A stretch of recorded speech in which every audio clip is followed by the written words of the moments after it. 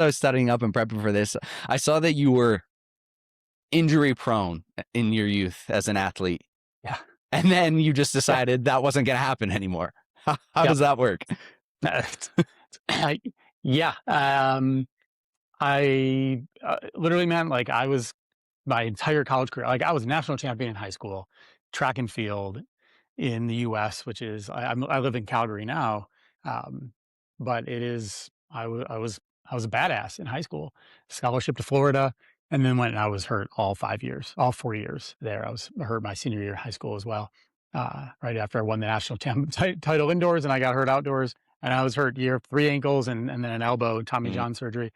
And I was sitting on my couch 2 days out of Tommy John surgery, realized, okay, my track career is done. This is it. And man, I'm so thankful for that 20 just turned 22-year-old sitting on that couch that day, because I thought about this coach Jerry Clayton, who the guy who recruited me to Florida, who had since moved on, and he the 1998 Olympics. He like compared me to this bobsledder, and I just laughed it off. I'd literally never thought about it again. And as I was sitting on that couch, I'm like, all right, I want to try. Well, maybe I could do that. If my track career is done, clearly my track career is done. Let me try to go do that. And then part of the process, I emailed the Olympic Committee, and then they sent me an email back the next day. But part of the process was, I was at Florida. I was at a place where there was an entire team of people around me whose job it was to keep me healthy and performing, and I couldn't do it. How the hell I was going to do it on my own out of sport? And that's when it just flipped for me. All right, fuck it. I'm just not going to get hurt anymore. That's it. Can I say that in here? Yeah, say whatever you want. Say it here in a podcast. Yeah. I'm just not going to get hurt anymore. That's it. That's it. Because when you're an athlete, you are constantly told that if you feel a little thing, you got to go get it fixed before it becomes a big thing. It's the whole like little ting in your car before it becomes a big thud. And I did all those things and it didn't work for me. So I just said, screw it. I'm just going to not get hurt anymore. And I can't tell you whether I believed it or not when I said it. I certainly didn't, but I'm like, well, I only have one other opportunity here, which is just to say I'm not going to get hurt and let's just like go for it.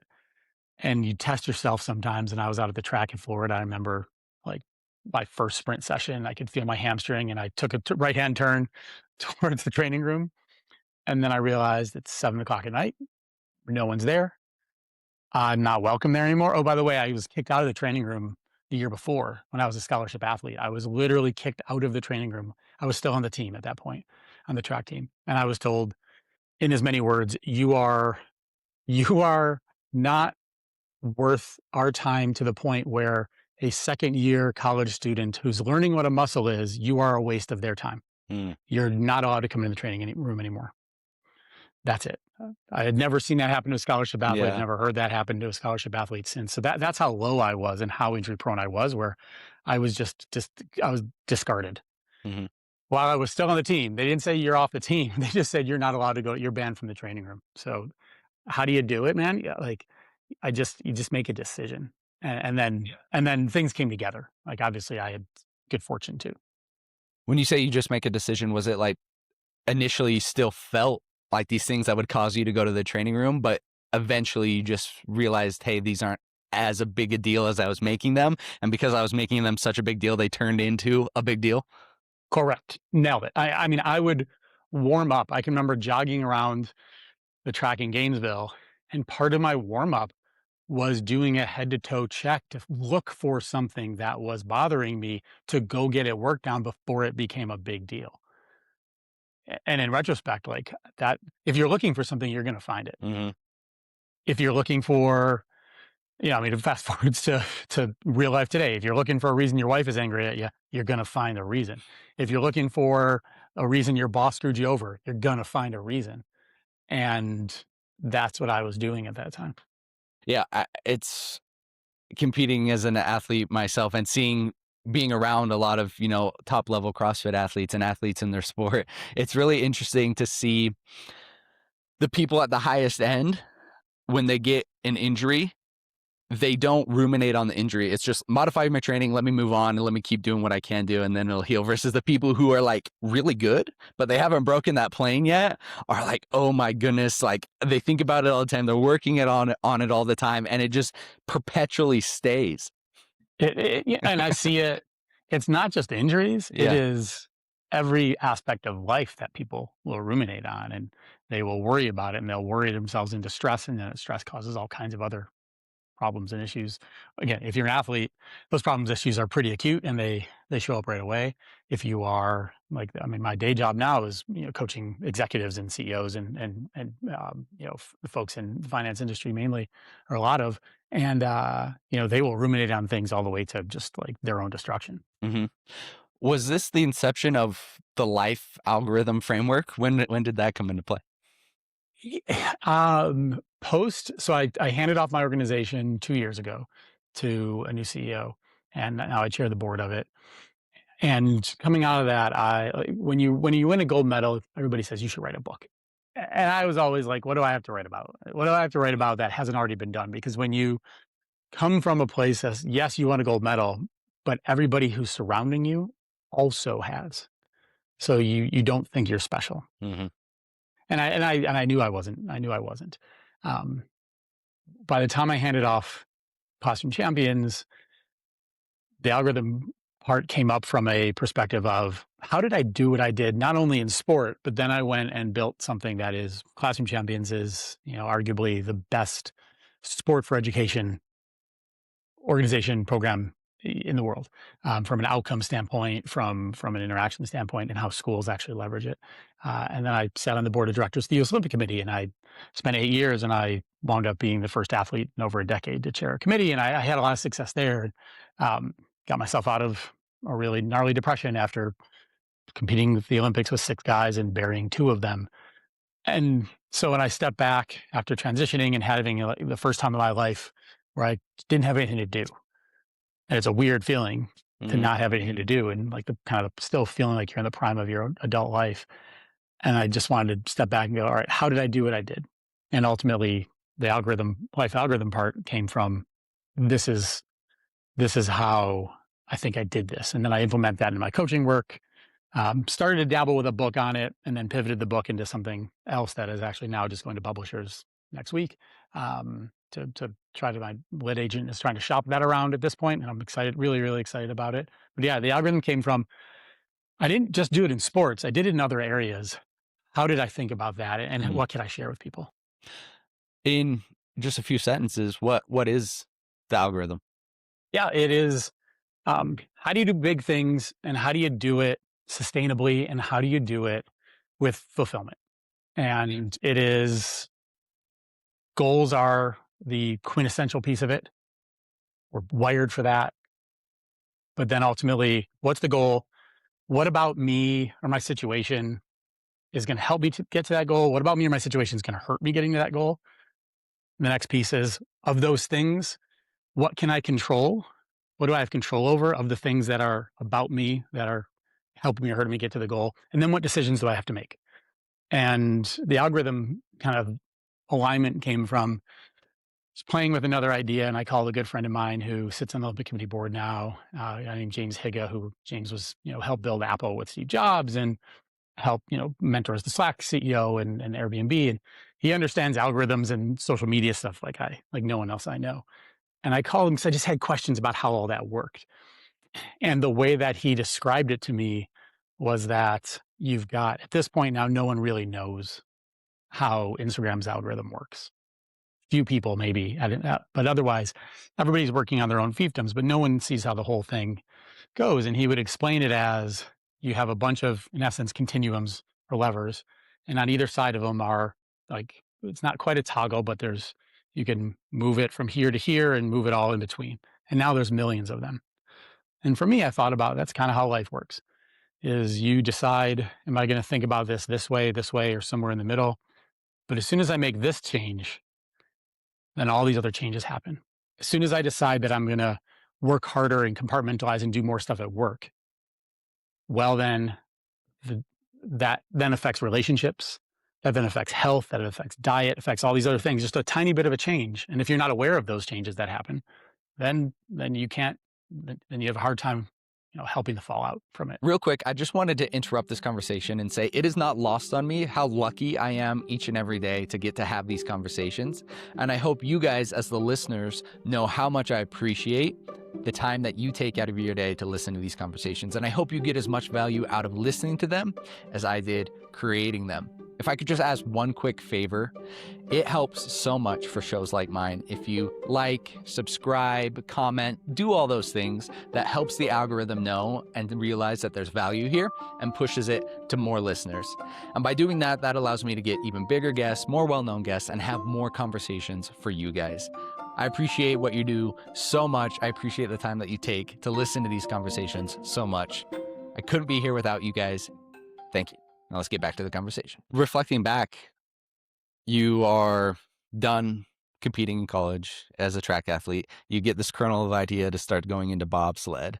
What are the life algorithms or the changes that you made starting at that time that led you progress down that line? It's a great question. For me, the goal was go to the Olympics. Mm-hmm.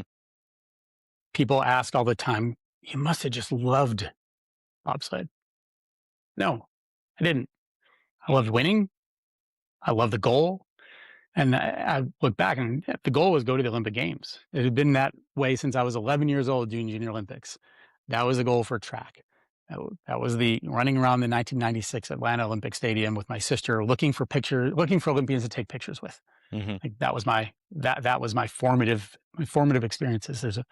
My email signature still has a picture of me at 5 years old wearing the USA Olympics rings, sweatshirt. Yeah.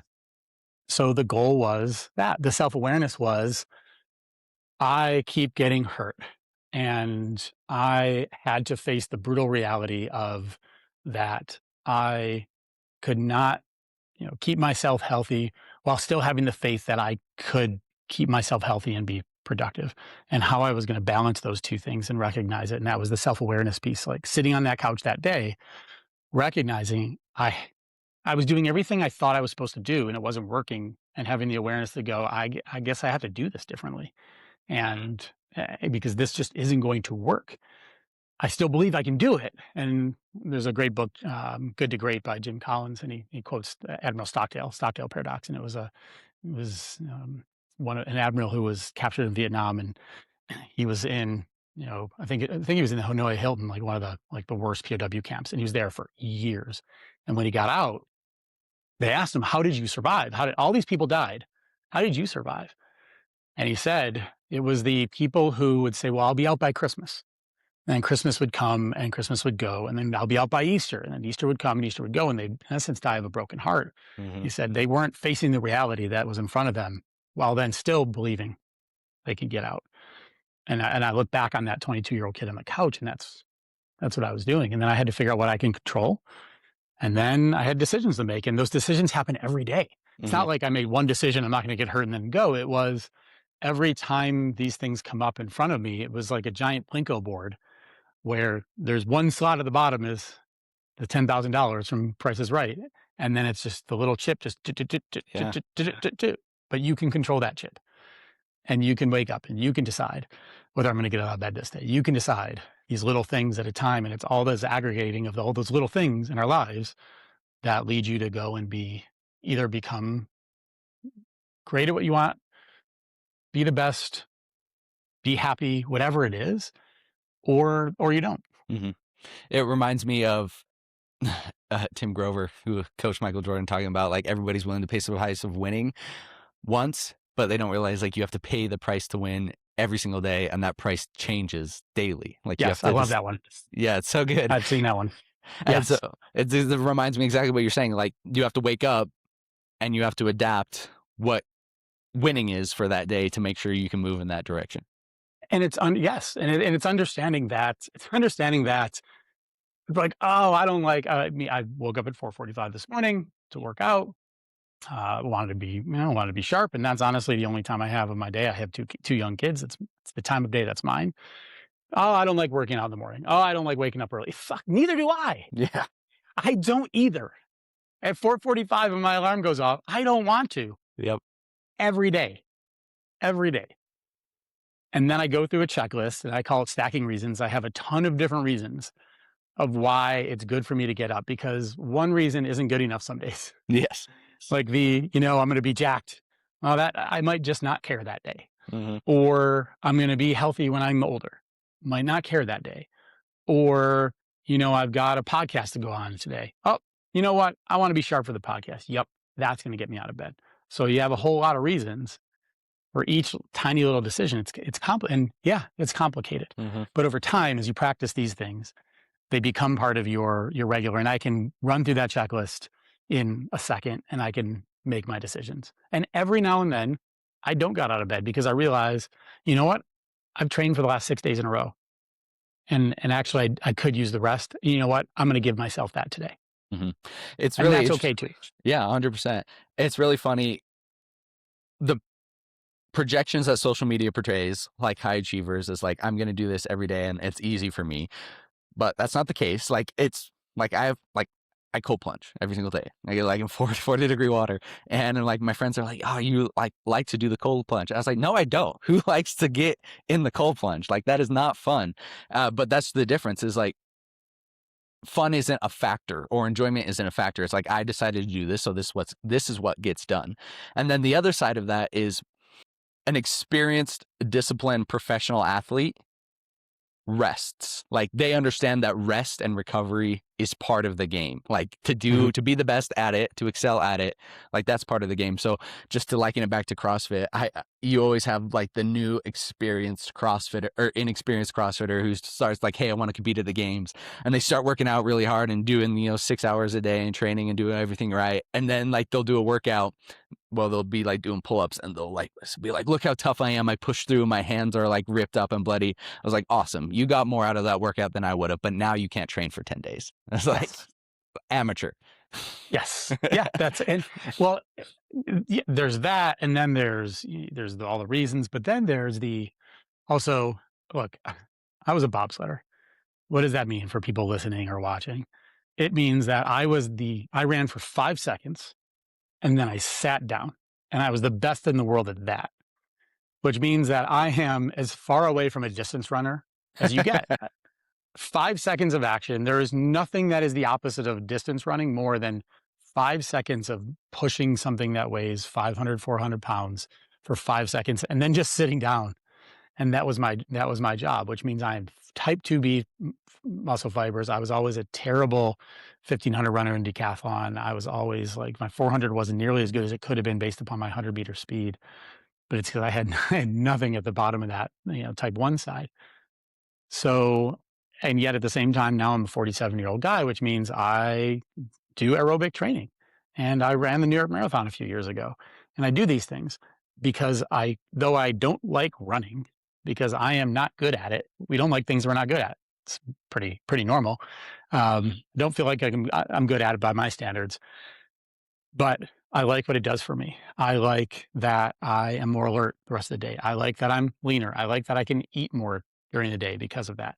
I like talking about it. Hmm. I like saying that I do it because a lot of other people don't do it. I Yeah. like all of those things. And just because I don't like the one part of it, which is the actual doing it is only one thing. Hmm. All of the other things that go around it are the things, and it's okay to say things like, "I like the way it makes me look." Hmm. At least I'm giving myself permission to say that, and I give everybody else permission to say that. Do CrossFit because you like the way it makes you look. Awesome, Hmm. great. And I have young kids. I'm 40. Like, I'm on the older side of dadding, which means that when I'm 60, my currently 4-year-old is gonna be 16 years old, and I want to ski double black diamonds with him, and I want to go and do stuff, and I gotta do that today. So all of these things are the reasons why I like stuff, to your point, the social media, the algorithms don't tell you those things, and also it's complicated, Hmm. and people don't really have the attention span for complicated things. Yeah. So As shocking news, you have a lot of people who are not in shape. Yeah, as an Olympian, yeah, competitive athlete, I imagine, that competitive edge, that switch where I don't like to lose, I want to win.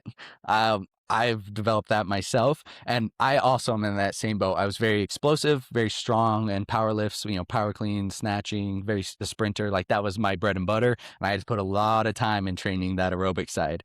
And after And I you got, guys, CrossFit, man. Oh, yeah, it oh, sucks. The sport is suffering. That's what it is. yeah, yeah, yeah.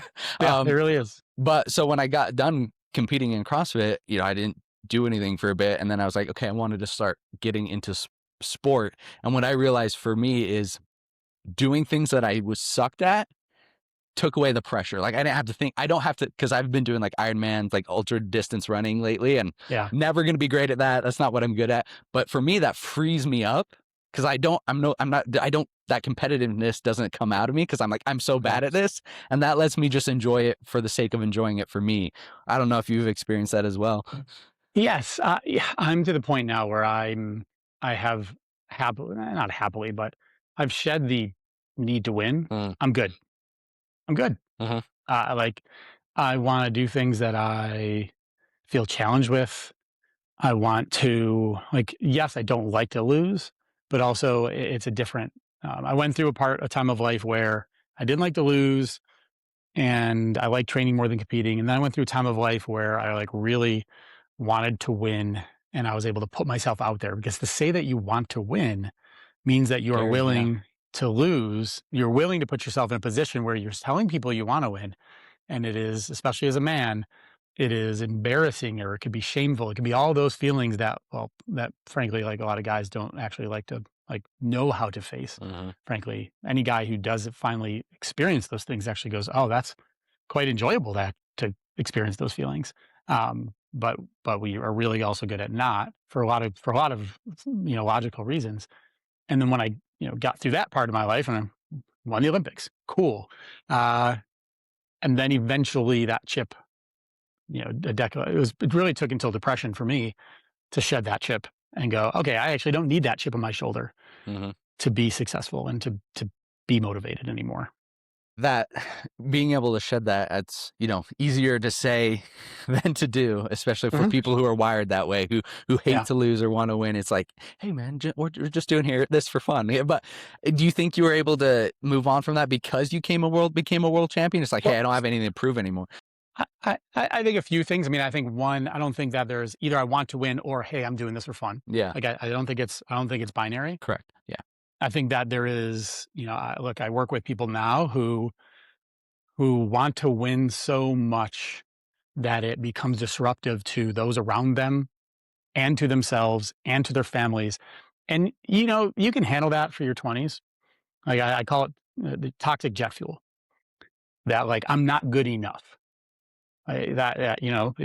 Your athletes know this. Successful people know this. Everybody that has attempted or tried to do something aggressive or just outside of their reach knows the feeling of I'm not good enough. I woke up every day. I'm not good enough. I'm not strong enough. I'm not fast enough. I'm not heavy enough. I'm not all these things. And then those things make me work hard to go do those things. And you can do that for a while. But eventually, and just like jet fuel, it will get you into the atmosphere. But it's really, really toxic. And if you fuel on that for too long without understanding the opposite of that jet fuel, which is satisfaction, then you wind up being somebody who wins the Olympics and nothing else is ever good enough in their lives.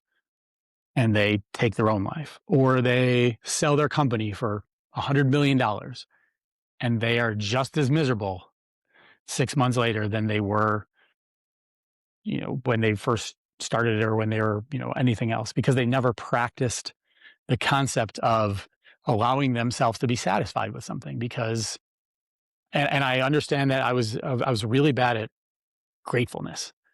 I didn't even really understand how can I like, I mean, that's not good enough. How can I be grateful? How can I be thankful for somebody doing that? Because it's just still not as good as it could have been. And that was a really destructive thing for me. It was a destructive thing for those people around me.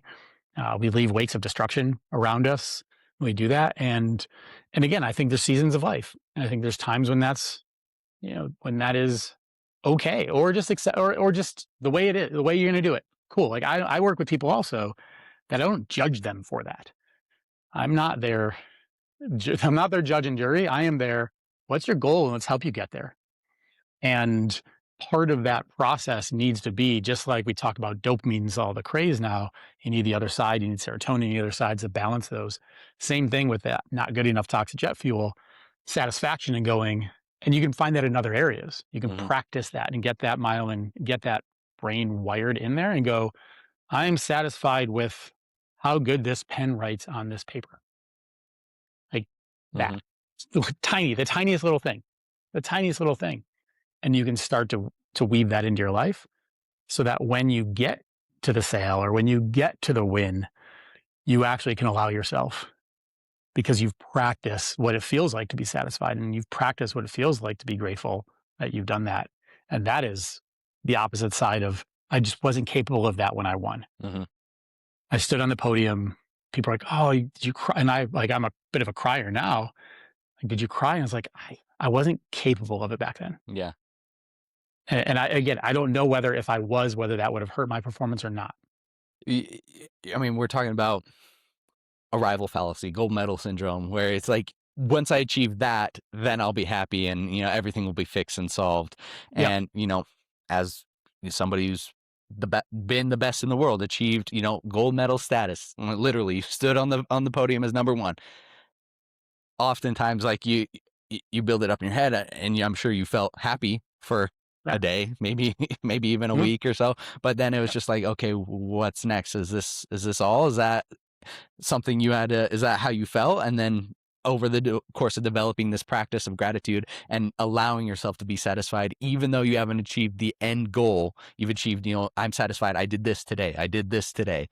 You're able to then savor it more and not look at it as like an arrival fallacy. You can be happy in the journey and not just the destination. Yes, yes, um, I think that I believe in the arrival fallacy, and yet I also believe in that if you don't have a, like, if you don't have a destination, Mm, people say, it's the journey, not the destination. yeah. But here's the thing: if you don't have a destination, then you're just wandering.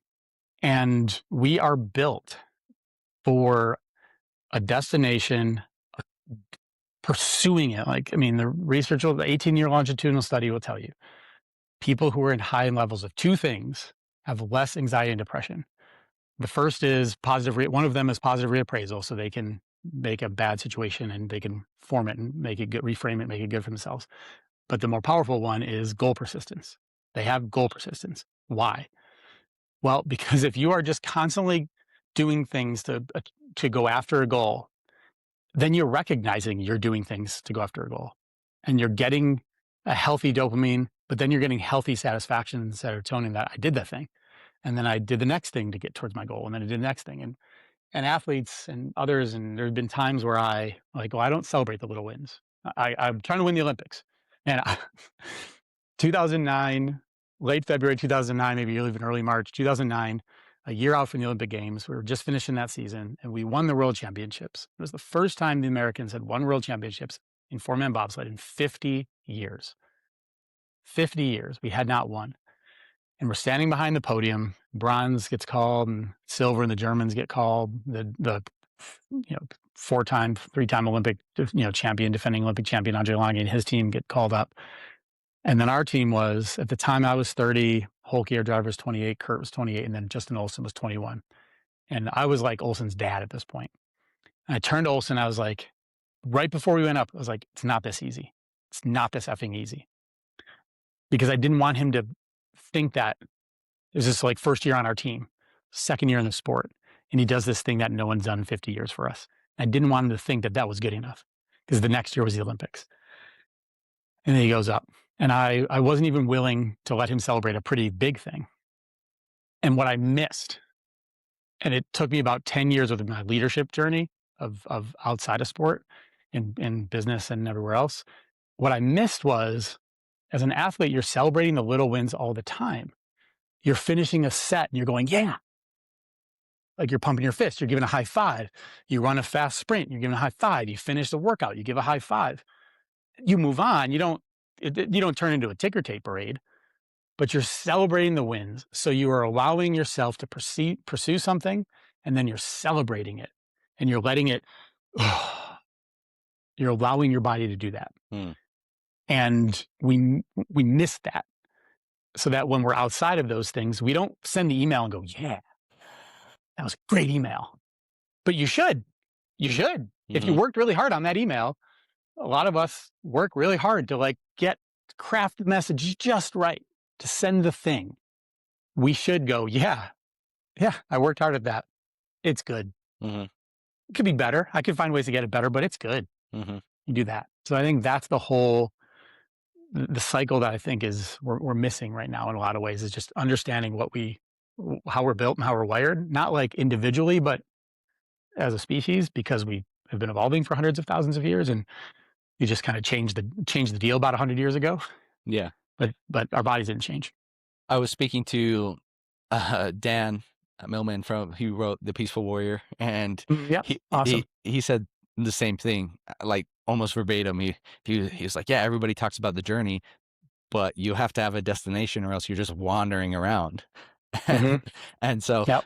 being able to have the goal and appreciate getting the goal, but also recognize that you can celebrate getting to the goal, not just once you achieve the goal. And also, yeah, no, and I love that, and I love that guy too. I also think, and I'd be interested to hear what you think, which is, I also think that we get the concept of what goals are a little bit wrong. Goals aren't just one. It's not just winning the Olympics, and I've been saying this also during the podcast, but it's not just winning the Olympics. It's not just selling the company. It's not just. It is. It is any little thing that happens. It is, what's the goal for the conversation? You have to have a difficult conversation with somebody at work. What's the goal? What does it look like for you both to walk out of there happy or successful, or as a successful need? We don't think about things in that way. Or a goal is a goal is to feel satisfied more often. Okay, then let's start to fulfill that and do the things we need to do that, because what the hell else are we doing here other than if we're trying to achieve, great, but if that achieving, and I learned this the hard way watching you know multiple teammates, both bobsled and others. I've known guys who won the medal and killed themselves, and guys who haven't won the medal and killed themselves. And well, it couldn't quite be. At first I said it can't be about the goal. Then if you can reach the goal or not reach the goal and still take your own life, then it can't be about the goal. And then I recognized as, or maybe just the goals are different than, because I'm not trying to win a gold medal just for the gold medal. I'm trying to win a gold medal because I want the whatever it is I want. I want the adoration.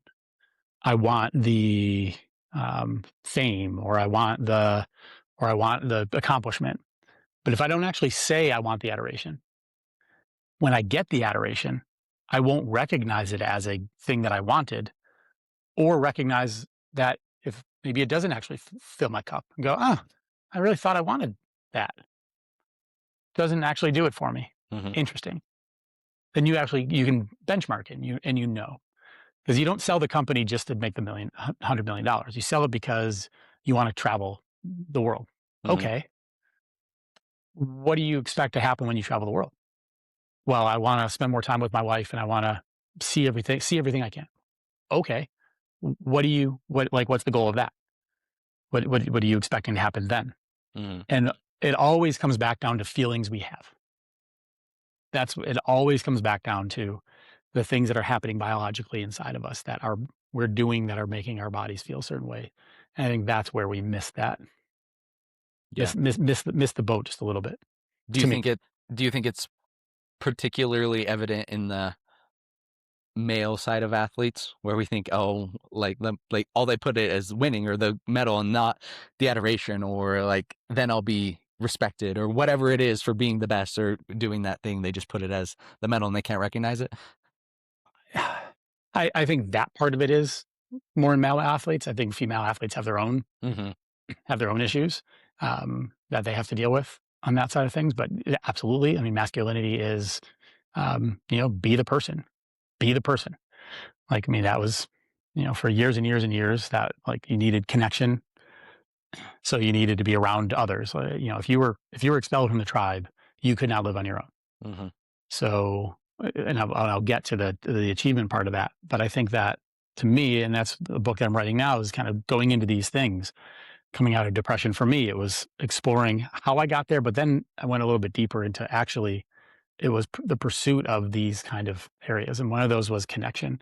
And to me, there's a reason why the thing that hurts physically the most is getting broken up with, or being expelled from your group. Like, it physically hurt. Why would nature do that? Why would nature make it physically painful for us to be broken up with, expelled from the group? Well, because for the first couple 100,000 years of us, if you got expelled from the tribe, you died. Like, you couldn't, you're a human. You couldn't survive on your own. You needed others to survive. Like, you just, like, it wasn't possible. And therefore the body would punish you for not doing that. Well, once you're part of that group, then being able to be the person who could go and actually get resources and do those things and achieve was the thing that drove. And men were quite often, in some societies, women, but men were quite often those ones that would go out and do those things. So I think it's just innate in us. So I don't think it's a problem. I think it's natural. I think it's natural. I think it's normal to try to be the achiever. I think it's natural. I think it's normal to try to win, because winning back then meant survival. It meant it meant getting, first access to mates. It had all these things, and it transfers pretty well into society today too. Like, that's still how it works now. Like, the men who win or are big athletes or have money and those things do in fact get their first shots at mates, and it's just transferred the way it goes, the way it does, and the way it works that way. As you were talking, I kind of reflected back to our initial conversation of like ruminating about the injury and making it a big deal and progressing, and then it becoming a big deal. I wonder if it's like we were wired to win, like, you know, reproducing, getting food, doing all that. We were wired to win, but we didn't have the time to ruminate on it. Like, we had to survive. We had to get the calories. Like, there wasn't time to just like, oh, I failed. It's like, well, I'm either going to die or I'm going to try again. If I failed, I died. Yeah. So, or if I failed, then I had to, or I was on the edge of it then. hmm Yeah. Yeah, But absolutely. I believe that one. yeah, so now we have that same wire to win, but now we just have the excess time to think about all the other stuff if it goes wrong. Mm-hmm. Yep. Yeah. And same thing, like, like exploration. Like, we needed humans use a lot of resources. hmm We use a lot of resources.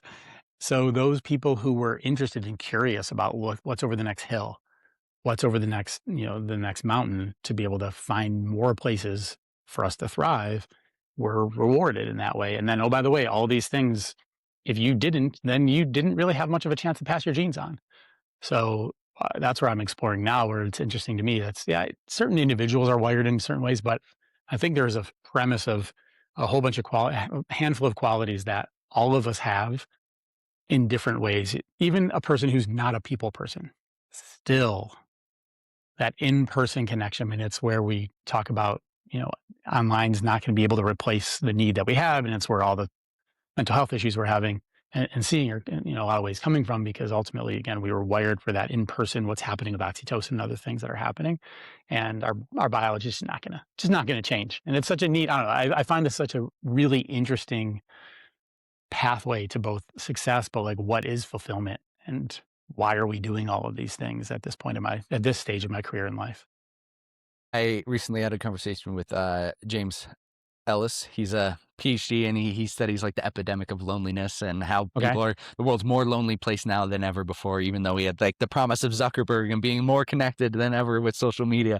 And he likens social media to like junk food, like you're getting like that little hit, but it's so nutrient deficient that you're still hungry. A You great need analogy. I more. love Yeah. that. And Yeah. so people get on social media because they're hungry for this connection. And while they're on it, they're getting that junk food. And as soon as they get off, it's like they crash, and then they don't ever get a sustaining meal. Yeah. And I can take back to, bringing it back to the sport conversation, bringing it back to the achievement conversation. These are the same things that we need to be successful in areas of life. It's not just about, I don't want to pull us so far away from performance that, like, when I work with executives now who are, they're playing with billions of dollars, and you would think that achievement is just the one thing. But here's the thing, like, everything feeds themselves, and we needed that connection. Like, when we got our asses kicked in 2006 at the Olympic Games, one of the things I stepped away from and realized our team wasn't enough together. Because when I warmed up at the Olympics in 2006, I remember warming up and you have that pit in your stomach, that nervous pit. It still happens to Olympians when you're there too.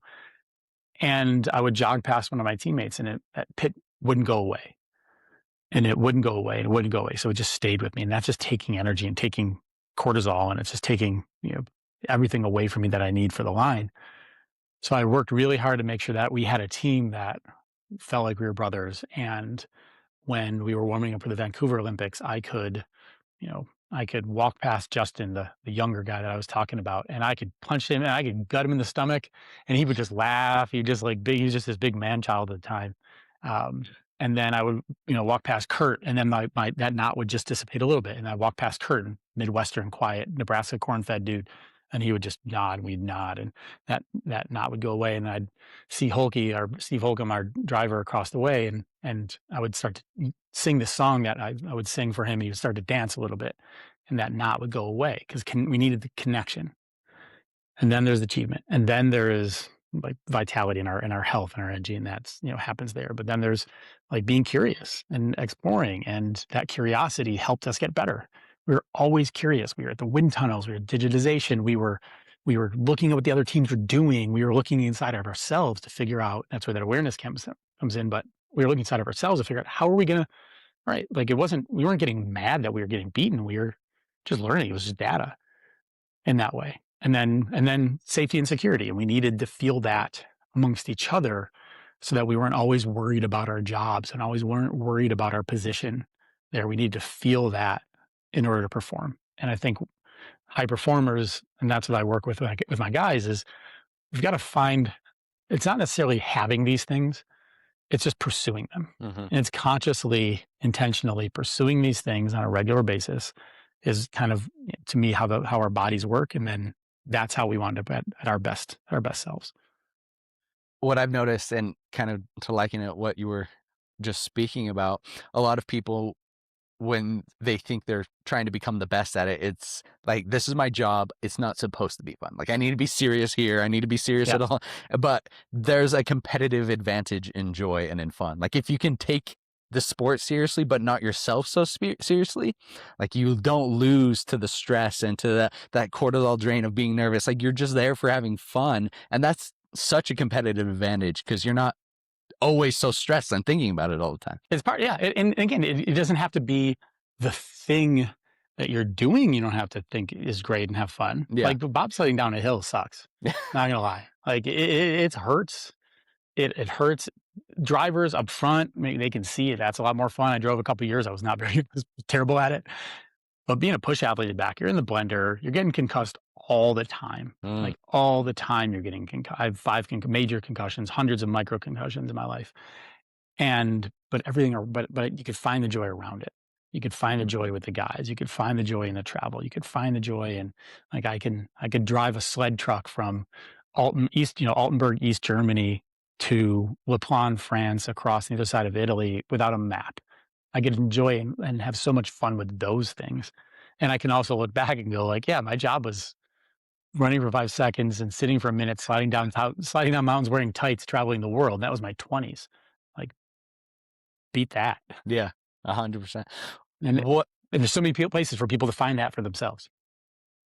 what are some, I mean, right now we're talking a lot more of like abstract and theory and mindset. What are some practical steps or protocols or decisions that you made to become this person that we're talking about?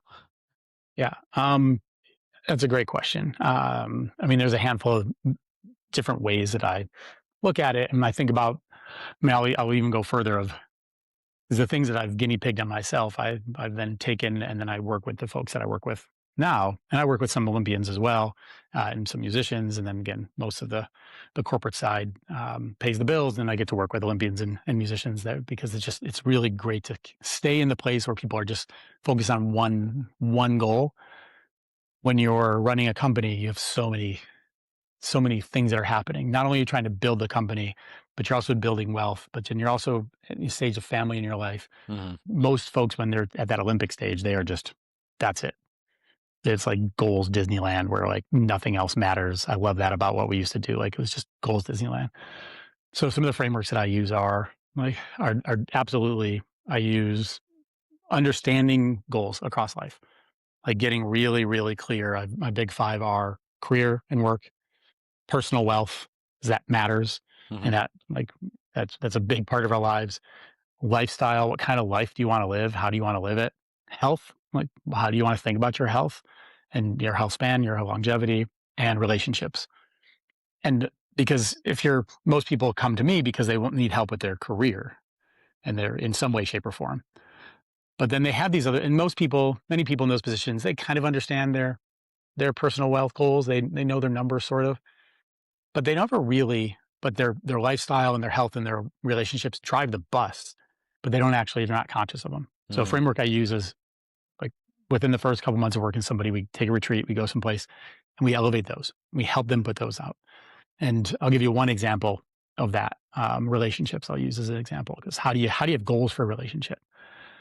I have an 8-year-old girl and a 4-year-old boy, but I think about the 8-year-old girl. Uh, and then how do those goals change your life? So Brett is 8, and I think about her at 25.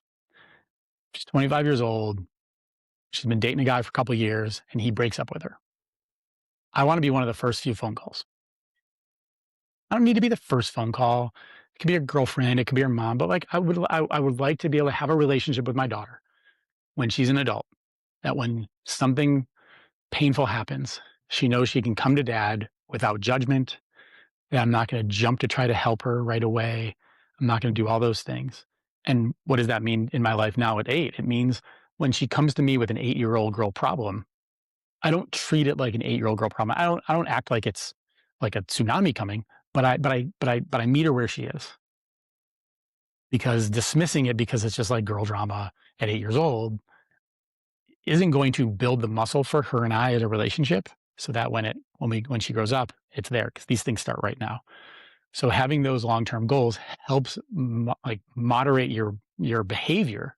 No matter how frustrated I am, no matter how tired I am with other things, when she comes up to me and needs me, that goal is clear for me and it changes my behavior in the moment. So we do that. And then, I mean, other parts of it are really, I mean, I use Dr. Phil Hansen, a neuroscientist. Um, I use his stuff when it comes to satisfaction, building the satisfaction gene of trying to think about, like, if you think, Chase, we can do it right now. If you think about, because I'm assuming I talked about these things, but like, where does that not good enough mentality kind of land for you? do I feel not Yeah, like, did that when I talk about that, you're like, oh yeah, I can see how well, that's me 100%. Yeah. Yeah, being I call it the paradox of over optimization. Something that I think about is like when I think I'm going to do something, I have to do it to the best it can be. And if it can't be good enough or it can't be the best, then what's the point of even doing it? But obviously, not everything can be the best all the time. And so when I then fail at being the best that day or whatever it is, I then think, oh, I failed this entire project. So I think about that stuff all the yeah, time. perfect. No, not perfect, but like, yes, Yes. I hear you and I get it. I see you. Um, so think about like I want you to think about something that maybe something you've done the last like but within the last week that did make you that you were pumped about, that you were proud of, that you did feel good. Like what was something? um, Something I did this week that I was pumped about. Most of my time and effort is put into this podcast. So whenever I have a good I don't whenever I have like a good conversation, like whenever I'm done with the podcast, I'm like, oh, that went well. Obviously, I can't Yes. control that all the time because, I'm having a conversation with another guest. So that's one thing. But whenever I'm proud of regardless of how the conversation turns out, 99% of the time they turn pretty good. But whenever I'm proud of the effort that goes into prepping. So like how well my brief is built out, how well I understand them, and then how well I understand my through line of the conversation. So yeah, I would say, Okay. prepping for like a conversation I had on Monday was I was very proud with the prep and happy with how everything turned out. Awesome. How did that feel? Felt good, felt satisfying, felt like I did something, or I felt proud of the effort that I put into it. I felt like it was good and people were going to get value from it. Felt good, felt proud, felt satisfied. Where like if you stop and think about it, where in your body do you feel that? Um, my stomach, my chest Okay. area, kind of just right in here. All right. Yeah. Yeah. So sternum area, Yeah. Yeah. like right there. Is Yeah. there like is there like, if you stop and think about it, is there like a color associated with it at all? Mm, like blue. Okay. So that good feeling right in the sternum area, Yeah. blue. And now I want you to think about the work that you did. Then I want you, then I want you to connect it to the feeling that you had. And then I want you to connect it back to your brain about that. You did that. You did that. Now I want you to just take a breath. Then how do you feel now? I feel more associated with the satisfaction and the gratitude before it kind of feels kind of like distance, like, oh, I'm proud of that person, but that person isn't me. Now it feels more No. internally Yeah, like you if let it come in. You yeah, let it come in. Yeah. And usually a lot of people too, it'll just cause their nervous system to calm down. Like yeah, sometimes when like folks come on, mm, we have I have yeah, hour calls with the folks that they come from one meeting and they got to go to another meeting. And sometimes within a minute, I could tell they're just ramped yeah, that's a and we good got to get them down. So we do that. And mm, that's a neuroscience trick. Phil Hansen, I think is his name that I'm going to butcher, but that, and it's that 3-step process. And eventually you can do that all the time mhm. because how many things did you do yesterday that are good for you? A lot. What I ate, cold plunge, run, pull-ups, meditation, journal, but a lot. Okay. All right. Five or six, Yeah, 7 things. yeah, I mean, I would argue you probably did 50, yeah, but you don't recognize yourself for those things. And high performers have this really wonderful trait of really negative inner monologue and dialogue. You mhm, said it yourself. Like when you were unpacking how you think about these things, it was all the like, I didn't do that good enough. All that's yeah, crap. Da, da, da, da. So the relationship data will tell you that you need about 5 to 7, or but like call it 5 to 1 positive and negative interactions with a person to keep a good relationship with them. So as leaders, you don't give critical feedback all the time. You make sure that you have 5 to 1 positive and negative interactions. mm, Um, same thing in our heads. Same thing in our heads. But high performers will, in fact, talk a lot of shit, and that's okay. I think you keep doing it. Keep mhm, doing it. But find the other things. Did you brush your teeth this morning? yep, Did you have to? no, It's a good thing. yeah, So you did a thing. You made a decision. You did a good thing. That you can do this real fast like that. So you can start to prime yourself so that you can deal with the self-critical stuff and it doesn't put you down into. So these are a few of the frameworks that we use for people to help to see where they are and then to help them move forward outside of all the operational and strategic planning we do and stick handling relationships and work and coworkers we have, or if it's athletes, their injuries or other things. But it's just understanding that I'm not saying don't talk shit about yourself in your head per se. mhm, um there's ways to change that. But I'm saying buffer it, mhm, like mitigate, like I call it fireproofing. Fireproof it. Don't fight the fires one by one, just fireproof it, which means every chance you get, just like go, yeah, even that was a great question. yeah, That was a great follow up. And it's not like you're just patting yourself on the back. You're just doing it real quick. It's the adult equivalent and the non sport equivalent of a fist bump after a good bench press set. mm, It's that. mhm. Because in training, you would do it dozens of times a day, but, and that would keep us full. We just didn't know we were doing it, to bring it back to what we were talking about earlier. So those are a few frameworks that I use. Yeah, I mean, I love that. I talked to Amy Morin. She's talked about mental toughness and stuff like that. Mhm. And then I talked to, um, oh, why am I blanking on her? I can't remember her name, but she was super fun to talk to, and she talked about she's like an author and Okay. public speaker, but she went through like a lot of hard times, abuse, joined a cult, got addicted to drugs, like came out of all that, and she talked about what we talked about was like eating the yogurt. Like for her, winning that day was like she hadn't eaten food. She was coming off of like a drug addiction, and like for her, winning was like eating some food and like eating the yogurt at that time, and then Mhm. recognizing for her like that was good. Like I did something productive for me at that time, and not minimizing it to like all I did was like eat a yogurt. And so I Yeah. think a lot of Yep. time we do that, especially as athletes or people who have these big goals, is we minimize the small things that build us and move us towards that goal. So those frameworks that you're talking about are fantastic, and it's something I've been trying to do more through journaling. I think for journaling has been really good for me, because I do like stream of consciousness journaling, where it's just like I write what's Okay. in my head, like I don't judge it. I'm Yeah. like, this is stupid. I don't have anything to write about. How am I feeling today? And then after I do that for 10 minutes, but after like 5 minutes, like it starts to get a little bit deeper. And it's like, oh, What time of day do you do it? I do it in the morning usually. Okay. Yeah, Cool. because I found that I'm very much at my best 5 a.m. through about 2 p.m. Yeah. After that, I'm Hey, just like downhill. one of my favorite, you could try this tonight. It's a fun a guy named Josh Waitzkin. Mhm, Josh is executive performance coach. Fantastic. Really like an impressive guy. And one of his techniques that I started using with my clients is called MIQ, most important question. And what, like, if you're wrestling with something or if you just can't quite figure it out, his theory is that you ask yourself the question at night, you plant it at night, but you don't try to answer it. And I'll do these on the retreats that I do with folks, where we spend like 2 to 3 days together going through their big five goals and going through like a SWOT analysis of themselves and other things. But then sometimes we'll be wrestling with something like, all right, just ask yourself this question tonight. Just like literally ask yourself it out loud and don't try to answer it. And then do whatever it is you do to help yourself go to sleep. Like some people read, some people whatever. Just ask the question, go. And then first thing you do when you wake up in the morning, go sit and just journal. mhm, And so many times I've had so many great, oh, that's what it is. It's like, think about it as you know how you come up with the great ideas in the shower mhm. and all those things. He's figured out a way to really help people do it in that way. So just like if you're journaling in the morning anyway, then I'm not a journaler. Like I can't, like I love it for people.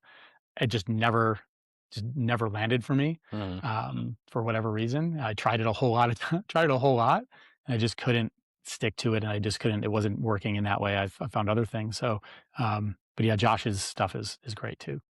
So this MIQ, this most important question, it's what specifically, or is like for like the podcast, if I'm thinking about like how can I improve the Yeah, podcast, it's like trying to identify what that a is, and then specific question. okay, You want to, yeah, yeah, yeah. You want to get deep in, like, you know, how am I going to level up?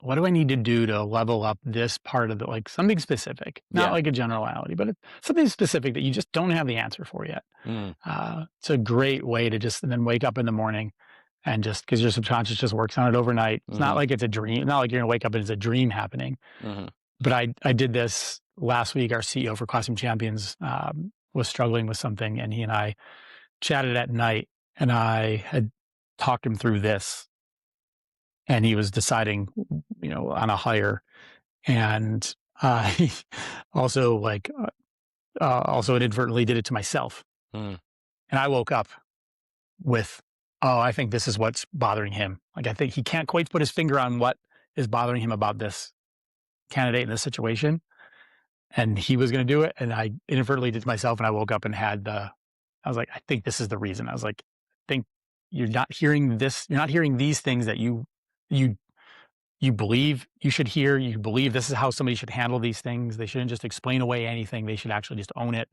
and say, I can see how other people see these things, and like that. And so yeah, that's the technique, and it's great. And Josh is, you can look him up. mhm. Did a great Huberman podcast Oh, cool. relatively recently, within the last year or two. But I'm gonna start putting that into practice. I'll start doing that and seeing yeah, let what me know how comes it up in the goes. morning. Yeah, Yeah. 100%. I'm curious, after you won gold, at what point did the feelings of depression start to kick in, and how long were you kind of in that hole? It was very separated Very sad. for me. So for me, depression, we won in 2010. For me, depression was 2019. So it was relatively unrelated at that point. So for me, depression came from, it was a combination of factors. It was, started in the winter time, really, really started hitting in the bad of the winter time. Had a longer tail going into it for sure. Probably a couple year tail as my wife and I look back on it. I probably wasn't right for a couple years going into it. Uh, but the winter time was always hard. A, it's dark in Calgary. a lot dark. It is like sun comes up at like 8:30, and it goes down at like 4:30. As opposed to right now at this time of year, it's the exact opposite. So A, you had seasonal affect going on. B, our fiscal year for the organization was July 31, which meant I was about 6, 7 months out. So I'm starting to look more and more at next year's budget. And we had a lot of mouths to feed at that point. And how are we going to do this again? So I had that. Um, and then I was sitting on the board of directors for the U.S. Olympic Committee at that point. We were in the midst of the Larry Nassar gymnastics scandal where we had uncovered that happening a couple years on being on the board. And I was the athlete who was kind of the most engaged and most out there, which also meant I was the biggest target. And I was just reappointed. And I was dragged through the mud by my tribe. I'd spent since 5 years old wanting to be an Olympian. And I did it. And I went to 3 Olympics and I was Olympic gold medalist. And then I was, nominated and then voted on by my peers to become a member of the board of directors of 15 people. And then when I got reappointed because I was the athlete in that spot, I was simultaneously the wrong place at the wrong time. And also I was approaching things, I think, incorrectly. Like I think I was wrong. I was listening to the wrong people, but I got drugged through the mud. So seasonal affect, the pressure of work, new family, year and a half old, girl at the time, and then not being able to fight back. When you're drugged through the media in that situation, punching down is not a helpful scenario. And all those things came to the point where I was mentioned earlier. I'm the guy who, so what's it like, or what were the feelings? And I was like, I'm the guy who wakes up at 5 in the morning, 4:45, goes downstairs. We have a gym in our basement, works out. I was waking up and I was going downstairs and I was finding myself crying on the couch for an hour. For those who have been listening for the last hour, does that quote unquote sound like me? No, I'd never experienced anything like that before. So fortunate that my wife, her first 2 degrees in psychology, she understood what she was looking at, and she would just come down and she would just hug me and hold me. And I, it is a weirdest thing. I can look back and on my brain was broken. I couldn't make decisions. I couldn't think straight. I was ashamed of it. Oh boy, was I ashamed of it. I didn't want to tell anybody. And when it came to a head was I was walking down the street in Calgary, downtown, in between meetings. And that the difference between, what was helpful for me is I equated it to sport. Just like any good athlete. Let me put this into terms I can really understand. And it was like, it was like having a torn hamstring, but still having to go to the line every day, because that's the working world. I live in a cognitive world. I was CEO of a growing thing. That was mine. Like if I didn't show up, like it died. So I was in between meetings, winter of Calgary, snow was kind of blowing across the way. And I remember the C train, which is like the light rail coming downtown. And I vividly remember thinking that my wife and kids would be better off, thinking that if I put my backpack down right here, it's about 5 steps and I can get in front of that train in about a second and a half. And the train dinged, and then I looked, and then it dinged again as it went past. And that shook me. Like that shook me really hard, that I could not believe that just went through my head. But I could believe it at the time because I'm in depression and you cannot talk yourself out of it. You cannot tell yourself you're good enough in those moments. So at that point, then my wife had been on my case, and relatively soon thereafter, I went to a counselor, found a random counselor. Can imagine this guy is like, wait a minute, you've done what in your life and you're here? And got a counselor, went to my doctor, who I knew pretty well. And he knows that meds are not my first or second choice. And we talked it through, and he gave me a little thing to fill out, a little self-recognition thing. Steps away from the office. He comes back. He looks at it calmly. He goes, okay. He puts it down, picks up his prescription pad. He goes, I'm going to give you one of these. Take that every day. And we're going to give you one of these. You can put this under your tongue if it gets real bad. And so I started to pull myself out. I told my COO, because I was like, I just can't make decisions. Mm-hmm. Can't make decisions. It was scary. It was awful. Um, and it was literally, man, like the best thing that ever happened to me. I would trade the gold medal before I would trade depression, because it has given me, it opened up. I talked earlier about like guys and our feelings. It I've had this now, like this really, really fortunate life where I've gotten to experience joy on the high end of the spectrum, winning the Olympic Games. I mean, oh my God, goodness, like about as joyous as you can get and accomplished and proud and all those things. And then I've been on the other side where I, like my other teammates didn't get themselves out of there. Again, I've competed with 6 guys. I've had to bury 2 of them. I've had a bunch of other guys. So I've all the way been all the way to the edge. And what that opens up on the bottom end of the spectrum is fascinating. I didn't know I had those feelings. I didn't know those feelings existed. My wife and I have conversations even today about other things, and she wants me to, you know, describe my feelings better, and I'm way better than I ever possibly could have been. But I still say to her sometimes, I'm like, look, it was like I spoke Mandarin my whole life, and then I moved to America. I'm gonna have an accent, and my vocabulary won't be very big, but I'm getting more fluent now, Yeah. and it's really it's neat because I can cry easier, and I can come back from it easier, and I can do it in a way that for me does not feel at all like I'm less of a man. In fact, Mhm. it feels like I'm more of a man.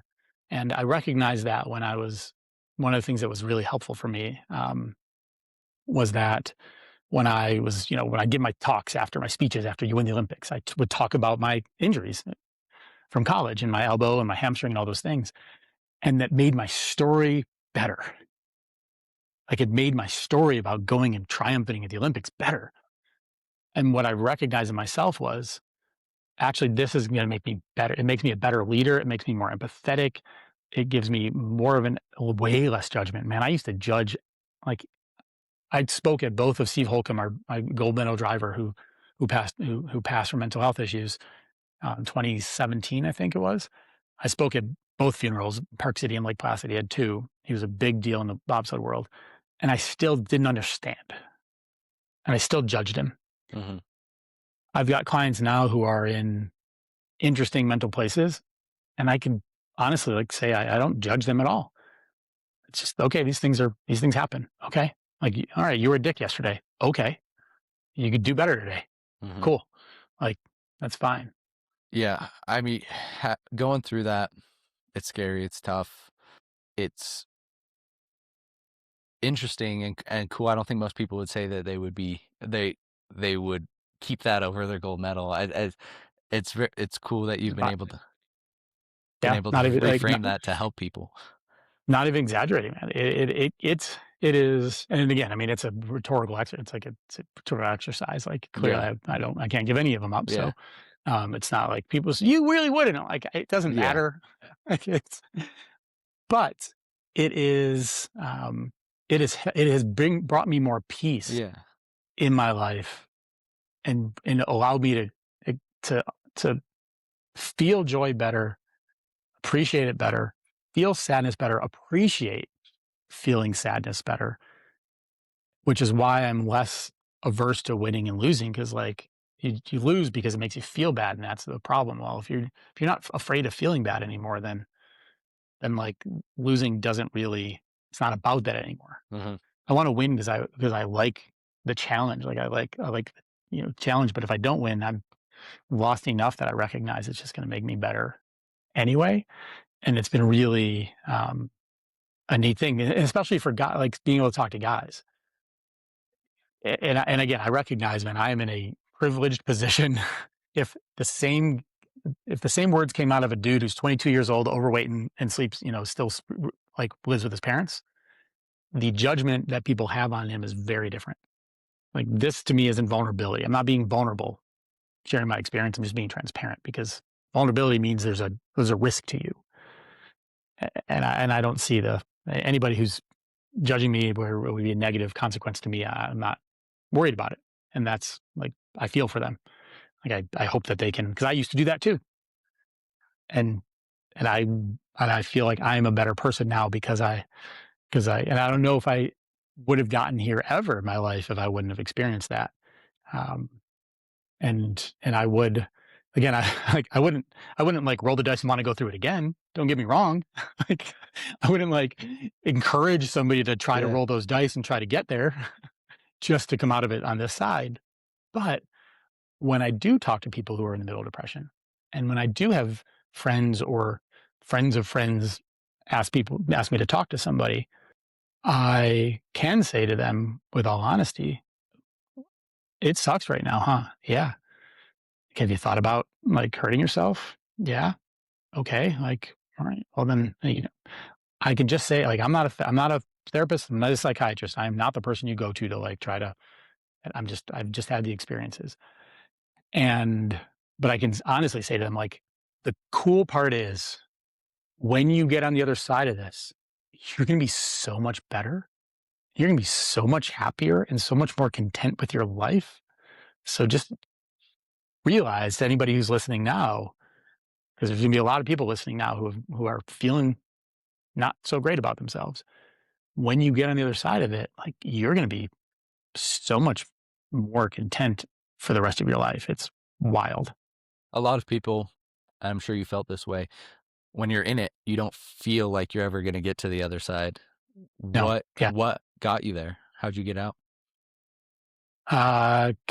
Starting with connecting with people. That was where the current book comes from. And that's why connection, like I started to realize as I talked to my friends about it, and I would talk to my friends with no expectation. I mean, I think about like one of my best friends. I've got a few guys probably three guys I consider my best friends. When I talked to my old college roommate, and he and I have talked about this, I called him, and I vividly remember each like a handful of people the first time I had a conversation with him about it. I called him on the way into work, driving in. It was cold, snowy in January. It was probably pre-med. It was somewhere around pre or post meds. I can't remember. Um, and he didn't know what to say. This is 2019. He didn't know what to say. We're 40 years old, and it's not today. People are a little bit better today, but people still don't know. And I called him and I talked through, and I used the word depression, and he like we talked for 45 minutes, and that was it. And then he never called back. He never called to see how I was doing. And I don't judge him, and I don't begrudge him. He just didn't know what to do and didn't know what to say, but it still helped me. So the more I could talk about it, the more, and I am an extrovert too, which means that like I do get my energy from people as well. But even for introverts, the more that you can connect with people and the more you can talk about it, because you also like another technique I use with people when they think about the worst case scenarios of things, and that gives them a lot of anxiety, is if you just play out that worst case scenario and you get to the end of it, it could be terrible. The end result could be terrible, but your anxiety goes down because anxiety is, worrying about a future unknown. Yeah. So if you can actually play out, then you know it. Yeah. I think Tim Ferriss calls that fear setting. I do it all the time. It's like whenever I notice I'm anxious about something, I'm like, instead of like getting down and like, writing down like the goals or whatever, I write down everything that could go wrong. Like, oh, this podcast internet's going to cut out. My mic's going to cut out. I'm going to have a stroke. I'm going to blank and not think of a good question. I'm going to be done. And then I just like write down all these things that made me anxious. And it's like, all right, if any of these do happen, I just won't post the podcast. Like that's all that's going to happen. That's literally the worst. It's literally the worst case. Yeah. And so yes, by doing that, it really helps alleviate those things. Yeah, no, it's a great way to do it. And, but yes, like to your point, great point. When you're in it, you cannot see your way out. Mm-hmm. And that is why you need to talk to others, because the brain cannot fix the brain. Mm. Like it needs external help to get there. And what was helpful, I related to the team, right? If I had a hamstring injury and I couldn't go to the line, I wouldn't just sit there and try to self-heal it. Mm-hmm. I'd see I would see a physio, and I'd see my coach, and I would see an acupuncturist, and I'd see massage, and I'd have a team. And that's, the more that we can do that, and then also the goals thing that we talked about earlier. Like that's, if you talk to a clinical psychologist, that's when they say like one of the first things they'll do is they'll give somebody something to do. And sometimes it is, all right, you're going to clean your room this week. And the person comes back and they say I couldn't do it. Just couldn't do it. All right. You're gonna make your bed every day this week. Come back a week later, couldn't do it. Couldn't do it. You're gonna square your pillow. That's it. Every day you're gonna get up and you're gonna square your pillow. They come back and they did it. And they're proud of themselves and they're happy. I did something. They Hmm. didn't think they could do anything anymore. And then you start to build back up. You just have to find the lowest common denominator of something you can do. Yeah, I didn't make any of this thing up. This stuff is in the literature. It's out there. Yeah. It is really like there are some interesting, different versions of all these things, but so much of the stuff is there. The unfortunate thing is, and it's why the work and you talking about this is so important, is like the brain can't fix itself. You need to talk to somebody. But most of the time, people are ashamed or they won't. Or they'll talk to the wrong person. They'll call a friend and be like, okay, I'm going to talk to this person. This will fix it. And then they do that once and nothing happens. And then, Nothing happens. yeah. Yeah. Yes. Yes. Exactly. And it's really, and what happens is they don't blame the other person. They blame themselves. Yes. And then it can go. And yes, that'll happen. And then yes, try to find somebody else. Or, another thing you can do is actually just tell the person what you need, which is, hey, I need to talk to you about something. I don't know what I need back from you, but if you can just listen, that would be really awesome. And if you could just call me again in a few days to see how I'm doing, that would be really awesome. Like just actually tell them something like that. Sometimes it's hard to say, tell them what you need because you don't know what you need. Because if you knew what you need, then you would be doing it. Yeah. But try to think about what your expectation is for that call and then just say the thing. And I can tell you that there was not one person, again, even my best friend, he listened. Hmm. He didn't know what to do afterwards. But there's nobody that negative critically judged me in the moment. And I felt like I had all kinds of reasons for people to critically judge me in the moment. And as the person who maybe would receive that call, I think it was Chase Hughes who says it, is like, we often hear, where our often response is like, hey, let me know if you need anything. And then they never let you know if they need anything because people don't do that. Instead of saying that, it's like, if you're thinking about it, just do it. Don't ask them if they want it. Don't think like, hey, should I come bring you a meal or should I call you? Just do the thing Yeah. for Yeah. that And person. yeah, absolutely. Yeah. Absolutely. And my wife knows this. Like if I get a distress call at all, she knows that I will drop everything. Cause again, I've lost teammates and I've kind of just said, like, I don't want that to happen again. And, I don't want that to happen again for many reasons. I don't want that to happen again for them. I don't want that to happen again for me and Yeah. like the guilt that gets associated with it in that way too, because I could have done these things. And I think of teammates and I still find myself guilty of it at times of not being good, proactive enough. Well, Steve, this conversation has been an absolute pleasure. I've learned a lot. It has been. Thank I, you. thank you. I like to close every podcast with two questions. The first being, who do you think I should speak to next and why? And then the second, based off of a Ralph Waldo Emerson quote, if we encounter a man of rare intellect, we should ask him what books he reads. What's a book you'd recommend for me? I'll start with the second question first. One of my favorite books is What Got You Here Won't Get You There, Mm, Marshall Goldsmith. mhm. Um, Especially for high performers who are trying to do other things in life or trying to continue and trying to build. I read it once a year. I have not, I've So heard of it, haven't read it. So I'll so go to the it, top. it's a fantastic read. Most of my clients I work with, I have them read it, or many of them at least, especially if it just fits. But Mm, anyone who's like a high performer, whether they're a functional high performer or whether they're finding themselves in some, being some dysfunctional areas of their lives, it's super helpful. Um, and then who should you talk to next and why? Um, I think of Alana Myers Taylor, who is she won monobob women's monobob at the Olympics this past mm. year. She's the most decorated women's black female athlete at the Winter Olympic Games. She's a mom of two boys with disabilities.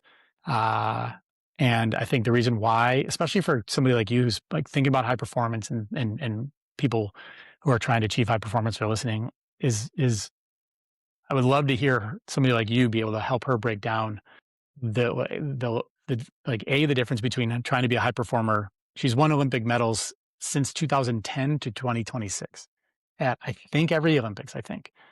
What's the difference in life, between doing those things carefree, and what's the difference between doing those things with children?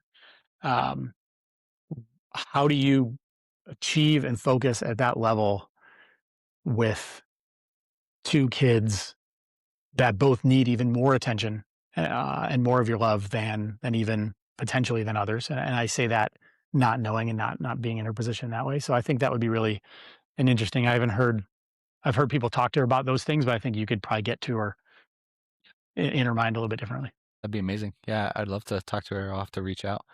Well, where can people follow you? Where can they get more of your work and more exposure? Yeah, it's just Steve.Mesler on the Instagram is really where I'm relatively active on there. Hmm. And then stevemesler.net, MESLER.net is the website for mainly on the work side, maybe on the work front. Amazing. And it sounds like a book sometime. Book is, yeah, it's sometime. I don't know. We're gonna have to find out here. I'll find out here over the next few weeks. Who's interested? And I should also say too, I would encourage people to look at, if you like the way that I think about things in this way, classroomchampions.org. So the nonprofit that my sister and I started that now has served over 5 million kids. It's a curriculum that you could put in K-8 schools that both either the school supported or donors and supported in that way, or for the athletes that are out there to get involved with it, is really doing incredible things. And the team over there there's 450,000 kids in programs across the U.S. and Canada, all 50 U.S. states, all provinces and territories across Canada. It's really an amazing thing, and I'm like, not being in the day to day of it anymore, it just makes me like even more proud. And Mm, that, like, my sister and my wife and I built this thing that now has hundreds of thousands of kids and learning about the things that we think are really important. And, oh, by the way, really hard to teach in school: goal setting, emotional regulation, community, teamwork, perseverance, leadership, healthy living. Um, that these are the things we want our kids to learn. These are, in fact, the things we get hired for also when we get out of school, that no one taught us that. mhm. So I would love for people to learn more about that.